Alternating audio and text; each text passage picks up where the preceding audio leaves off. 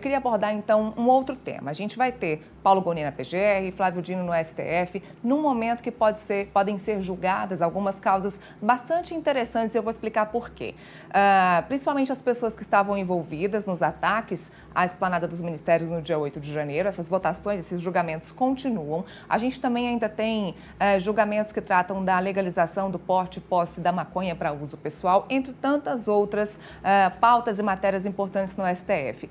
Vale lembrar que Paulo Gonet Branco e Flávio Dino participaram ativamente, claro, cada um no seu cargo, na sua função, dos atentados e de tudo o que aconteceu depois, das consequências da invasão aqui da esplanada no 8 de janeiro. Paulo Gonet Branco, inclusive, deu diversos pareceres nas votações, nos julgamentos do TSE do ex-presidente Jair Bolsonaro no que se tratava do 8 de janeiro ou de atitudes e atos anteriores a isso que levaram a essa invasão da esplanada dos ministérios.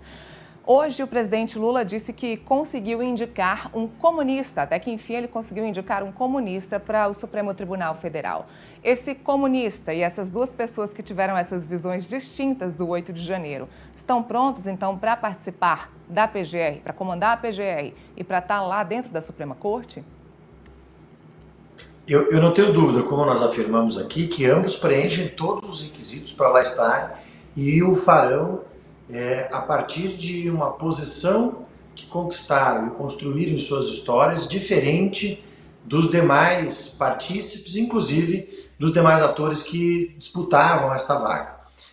Quanto ao posicionamento deles, me parece que a PGR não tende a modificar a sua posição quanto à capitulação dos atos do dia 8 de janeiro.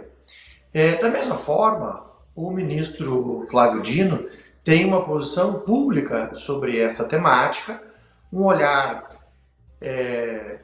que é particular dele, mas que, por sua vez, não destoa da posição da Corte hoje. Creio que a posição da Corte do Supremo Tribunal Federal deve ser mantida nesta mesma linha. Quiçá essa manifestação do presidente Lula tenha muito mais uma visão quase de uma referência poética do presidente Lula quanto a esse tema. Não creio que o ministro Flávio Dino vá se afastar de quaisquer ideias que ele construiu ao longo de sua existência.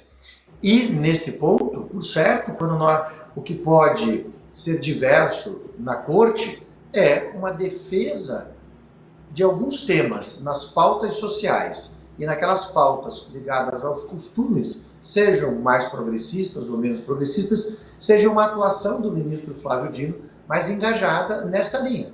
Até porque ele tem se manifestado ao longo de sua trajetória um progressista quanto aos costumes e um engajado na causa da defesa dos direitos sociais.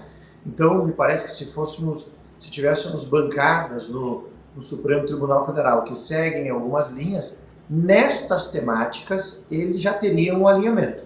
Ele é um progressista pelas manifestações que tem feito ao longo de sua trajetória e tem uma defesa constante das garantias dos direitos fundamentais, em especial sociais, e não há que se esperar uma atuação diversa dessa no Supremo Tribunal Federal. Afinal de contas, essa é a sua posição pública quanto a esses temas.